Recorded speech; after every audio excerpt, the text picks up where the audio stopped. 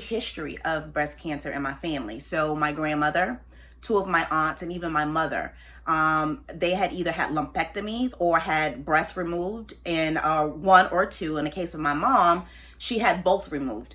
And so because breast cancer was so prevalent in my immediate family, when I turned 30, I was very proactive. I said, let me get a mammogram. Let me start at 30.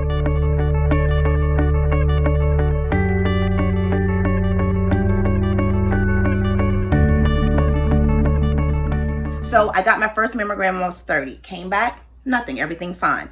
Same thing next year, 31, did it again. But 32, went through the process again, but this time it came back with some questionable things. We already know if nothing's wrong, you don't hear from them. But you know when you get the phone call and they tell you to come into the office, it's the dread. She told me to come in, and this was on a Friday, but I couldn't come in until it was like almost 8 or 9 days later. How dare you do that to me? How dare you make me wait with this dread, this impending doom?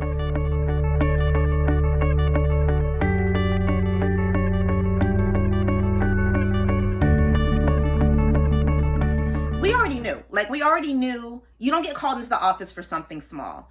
So it was breast cancer. They found cancerous cells in the left breast, but it was so dispersed throughout the breast that the breast could not be saved.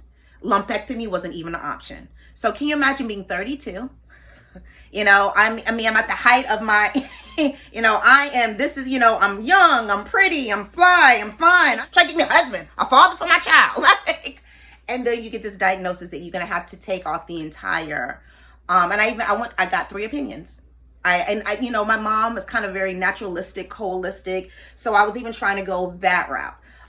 But in the end, the breast had to come off, and the doctors could not reassure me that it would not come up later again in the other breast.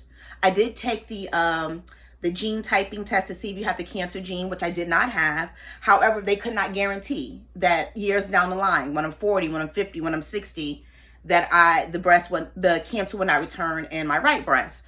So I just made a decision to just remove both, even though there was only cancer in one. It was not an easy decision. It was very difficult. And if I remove both, I eliminate all risk. And if I ever get cancer again, it will not be breast cancer.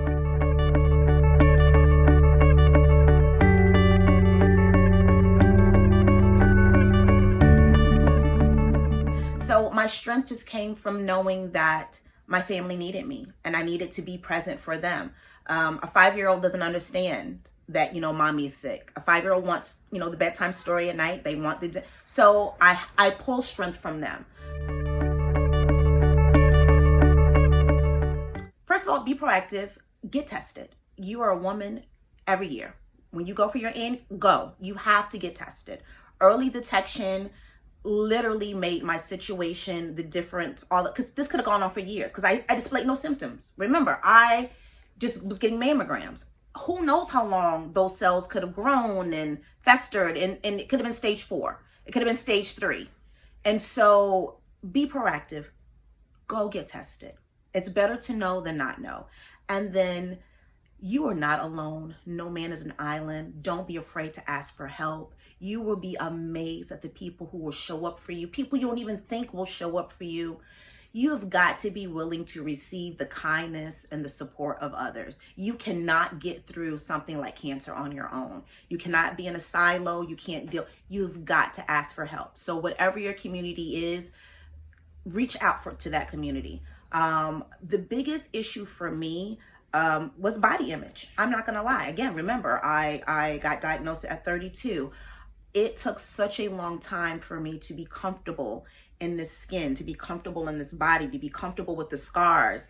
And even, I'm going to be kind of candid, even when it comes to terms in dating and having relationships with men. It was just such a tumultuous self-esteem, just really not loving how I looked.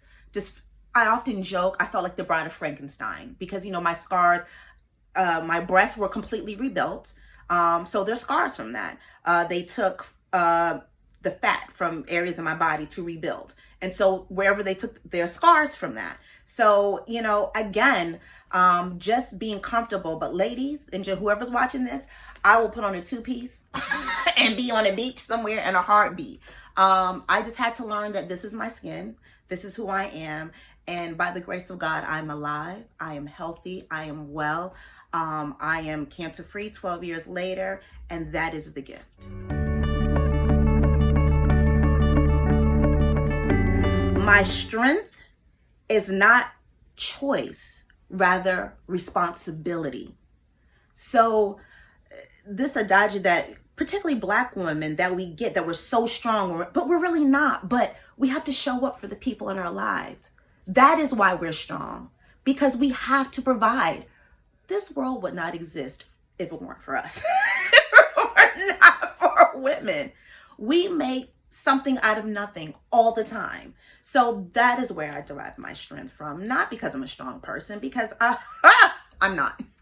But when you look at, my son at the time, like I said, he was 4 or 5. You look at that, that beautiful round pie face, and he's got to eat.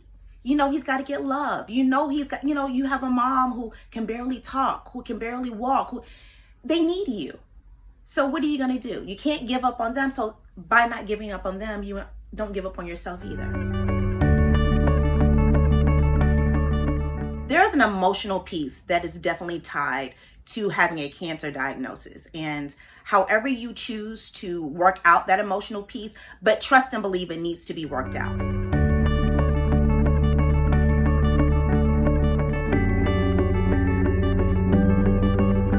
I cannot stress enough how important it is culturally for women of color to not let mental health be a stigma. There is something to be said about commonality and shared experiences, and oftentimes sitting in those spaces, you're like, wow, my situation is not as bad. I'm going to be okay.